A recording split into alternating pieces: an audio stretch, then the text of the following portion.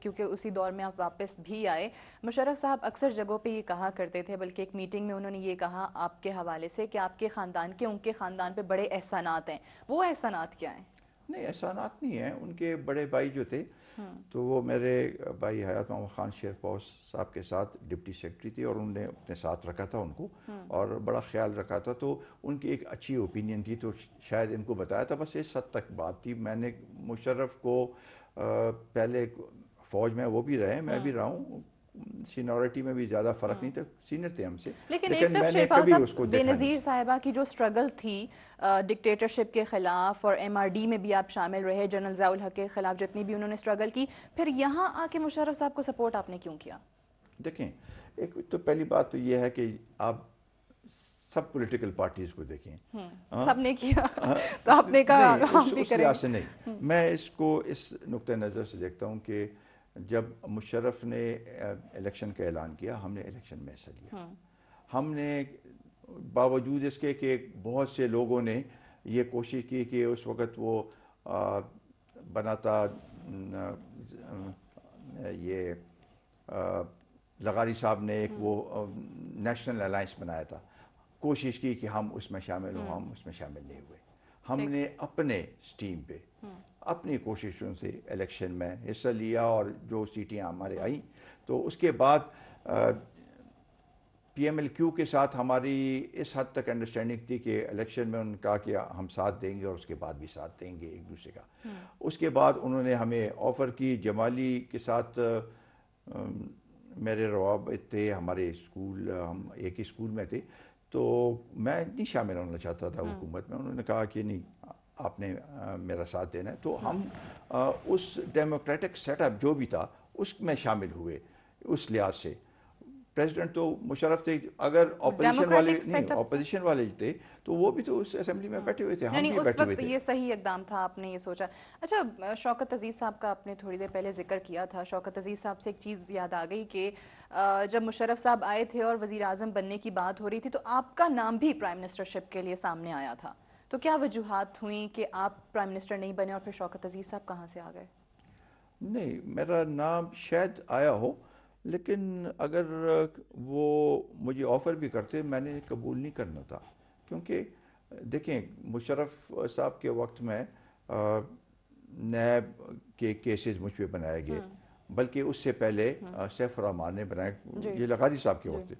تو میں نہیں چاہتا تھا کہ ایسے صورتحال میں یہ میں اس میں اور زیادہ اس سے مزید اس میں اس لیول پہ آؤں کہ کل لوگ اعتراضات کریں اس لحاظ سے.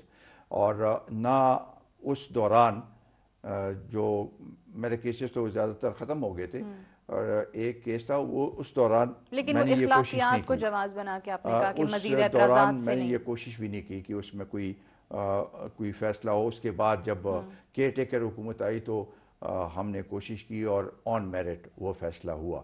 تو یہی بنیادی وجہ تھی. اور چونکہ میرا حق بھی نہیں بنتا تھا, ہمارے وہاں سے سیٹیں آئی تھیں لیکن اتنی تعداد میں نہیں تھی کہ میں کلیم کر عزیز سکتا. صاحب کا بھی نہیں بنتا تھا. مگر وہ دیکھیں جی, لازمی بات ہے کہ حق ہوتا ہے اس پارٹی کا جس کی اکثریت ہو اور جس کے پاس زیادہ تعداد میں سیٹیں ہوں. تو اس لحاظ سے یہ میں نہیں سمجھتا تھا کہ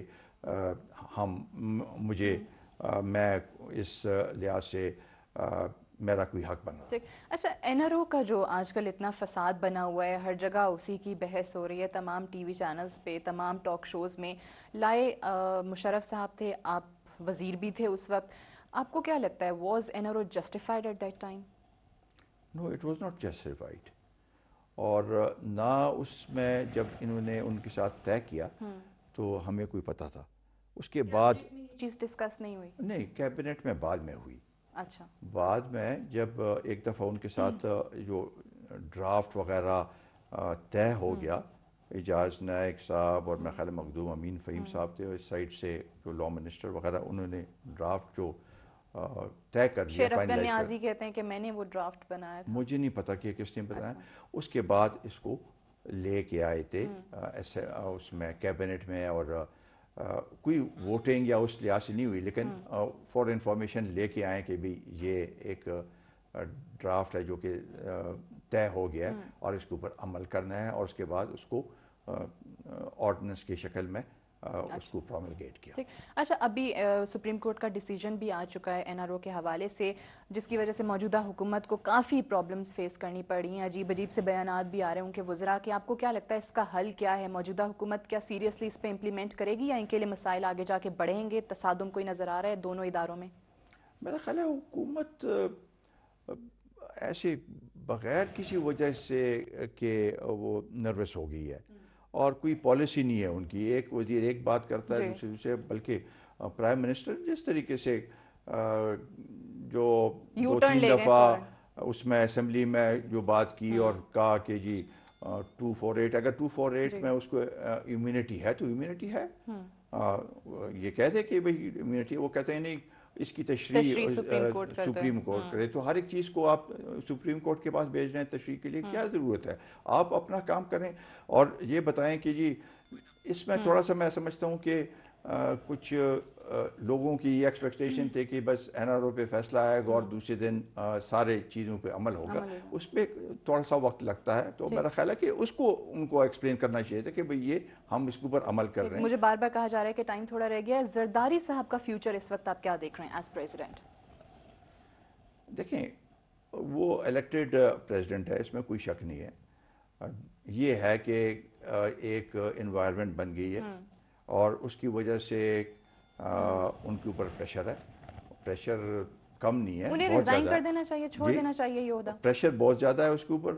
ابھی لازمی بات ہے کہ ایک آدمی کی جو وہ ہوتا ہے کریکٹر ہوتا ہے, جس طریقے سے اس نے پہلے وقت جو میں اس کو جانتا ہوں وہ چھوڑے گا نہیں, اس لیے چھوڑے گا نہیں. اچھا ایک آخری سوال, کیا یہ حکومت اپنی ٹرم پوری کرے گی یا مڈ ٹرم الیکشنز ہوتے آپ دیکھ رہے ہیں؟ ابھی تک تو مڈ ٹرم الیکشن کے مجھے کوئی آثار تو نظر نہیں آ رہے اور ہم تو چاہتے ہیں کہ مکمل کرے, کیونکہ 5 سال گزریں گے تو ان کی جو کریڈیبلٹی ہے وہ بالکل, لیکن not at the cost of the country. ہم یہ چاہتے ہیں کہ کوئی ایسا طریقہ نکالا جائے. ہم یہ بھی نہیں چاہتے ہیں کہ کوئی نیشنل گورنمنٹ ہو, ایسا بھی نہ ہو کہ 5 سال پورے کرتے کرتے ملک کا ہی حلیہ بگڑ جائے.